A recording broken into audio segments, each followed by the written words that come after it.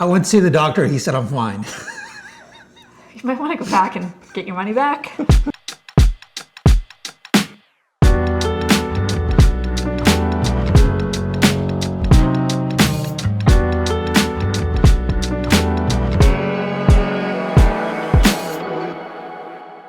All right, that was a fun little experiment. Yep. All right, what do you got us doing today? Who, what? What do you got us doing today? All right, season 2, episode 1. We have a roof. Woohoo! You got a roof. Woo! Woo! This was nice, right? Yeah, that was cool. That was fun. We should do that more often. Do that with wines and do it. Just so y'all know, we did another video just not long ago where we rated non-alcoholic beers against regular beer. Check it out in the, there's a link in the... There's a link below. You can see all the details, but that was a stunner. Why it's so stunning. Okay. All right. Stunning. Anyways, let's get on with why we're here today. All right. So welcome back to season 2. We're kicking off this new season to talk about the start of the building of our homestead, our new house down in Afton, Virginia. We completed season 1.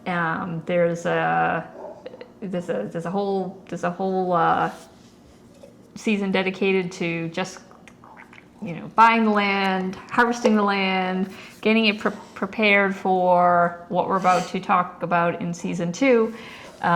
So Elaine will put together a little recap for you, and then please go back and watch season 1.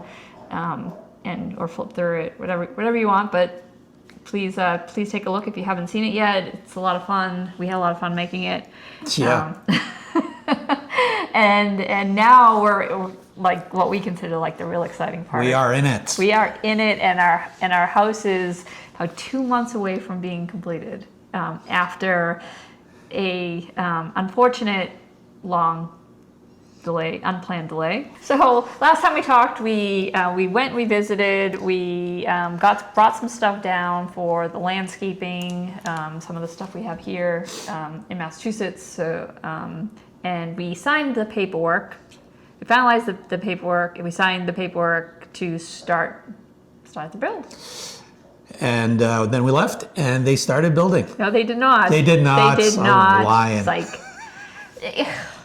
So we left thinking they were going to start building, or at least start digging, right? Because when we were there, the landscaper was already prepping the land.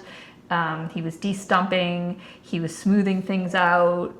He was the first 3 acres of the 11 acres that we have is going to be our main homestead.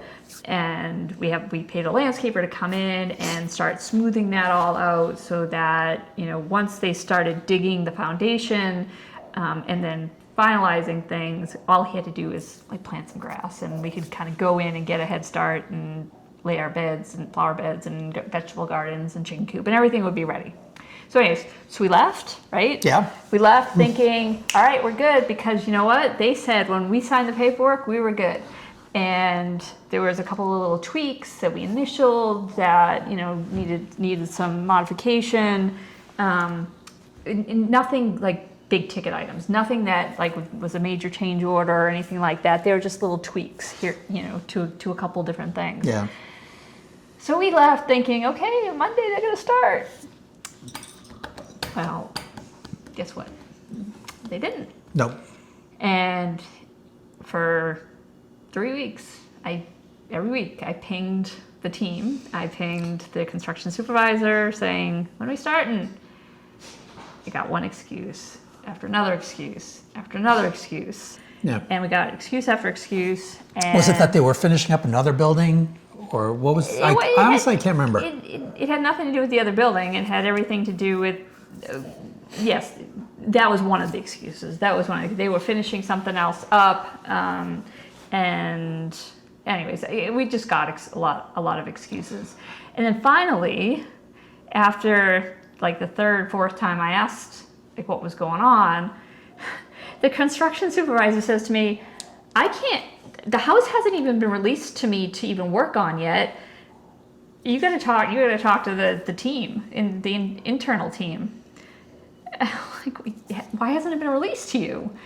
And so somebody finally told me, oh, it wasn't released to them because you had to make some tweaks and we had to get sign off from who the heck ever internally that needed to sign off on it. And this is part of the challenge, like throughout this whole design process. The lack of communication was just a big challenge. Yeah, and honestly, we don't do this every day, so we don't actually know if this is normal. If all construction companies are like this, we don't know. We're never doing this again, so it's not even like it can impact any future purchase decisions. Like it's just a one-time thing. You just don't know until you do it, then it's too late. But it's the coordination aspect of this whole thing has been underwhelming, I think is the word to play it safe. Just very underwhelming as somebody who's a certified project manager. Just I find it hard to believe that this is how they manage projects. Yeah. So needless to say, I got angry.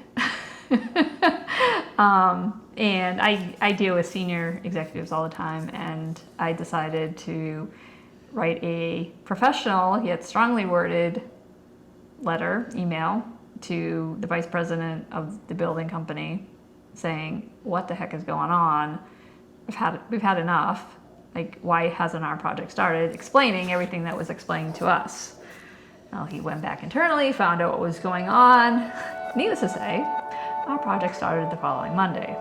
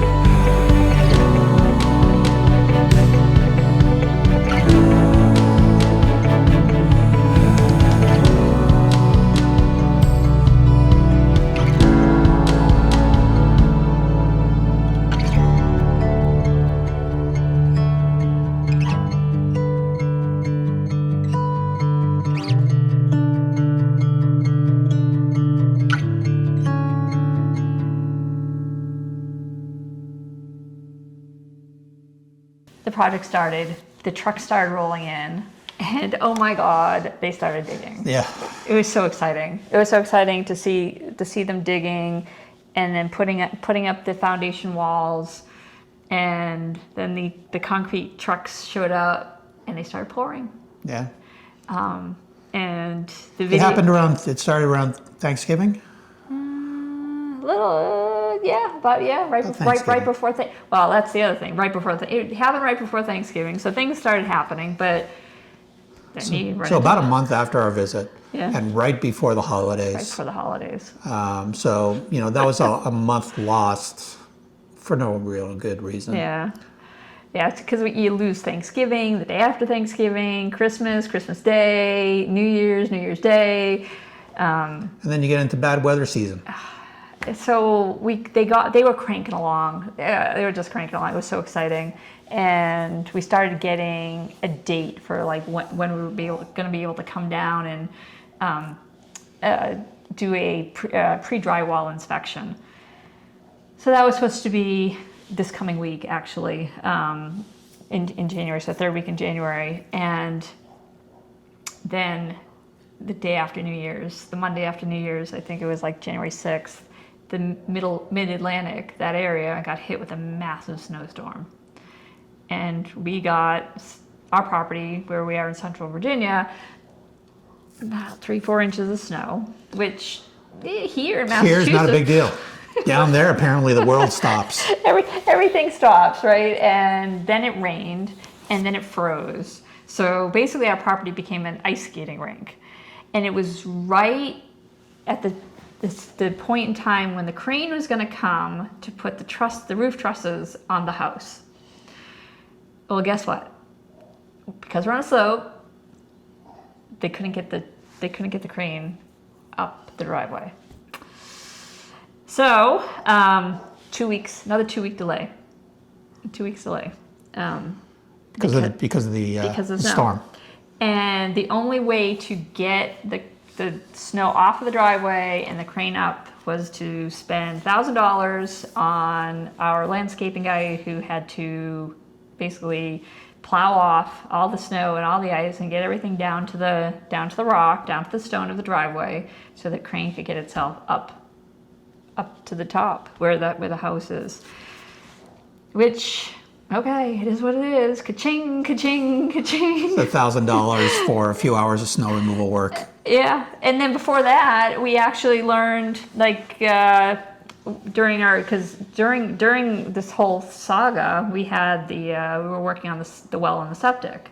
Septic got installed, which was really cool, and there's a link to the video on the septic install down below. That was awesome. He came in, they cranked it, like they got it in. Wow, they did an awesome job. Yeah, just a few days. Yeah, it was unbelievable, like that whole process, and want to give a shout out to Russell and his team, because they did a great job. And again, check out the video below.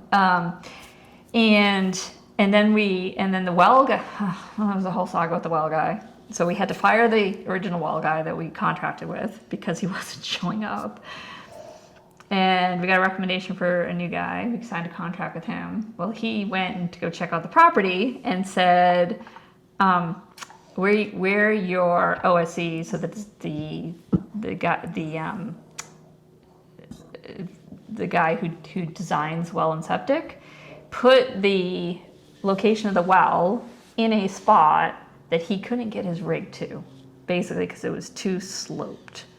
And given the fact that, like, the weather and the time of year, and it wasn't flat surface, he basically said, yeah, no, I can't do it there. So, all right, plan B. What do? We called Rick.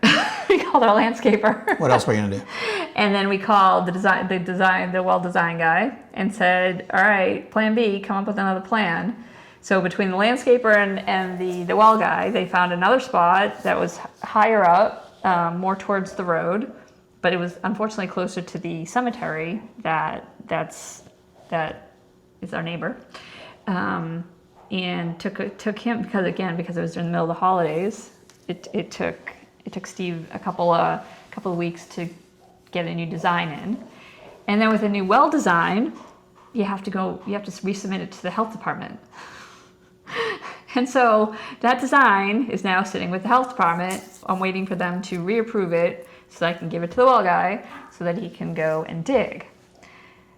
But on top of that, Rick, the landscaper, also had to flatten out, because again, it's on a slope, had to flatten out an area off of the driveway so that he could get his rig on and do his thing. Ka-ching, ka-ching, ka-ching, another $1,000. I feel like every time we turn around, like we're dropping more money on this thing. But you know what? I guess construction, it is what it is, right? Yeah. The unknowns. What are you gonna do? You gotta, honestly. But I think the bottom line is you gotta. I think you always budget for contingency, the unknowns type things, and we knew it was going to get into the lousy weather season, and some days are more stressful than others. Yeah. But here we are. We have a roof. But we have a roof now, so that was a major hurdle. There's another storm coming in, and there's cold weather coming in, and not having a roof would give them another excuse not to do anything, not to make any progress. So there's a roof. Is a roof. It's got the Tyvek stuff on it, whatever they put on top of the roof. Windows are going in. There's some windows. Doors. There's a front door. There's a back door. Yeah, I mean, it's funny. Like once the trusses went on Thursday, like just two days ago, those things went on. Like watch the video. Like they go on fast.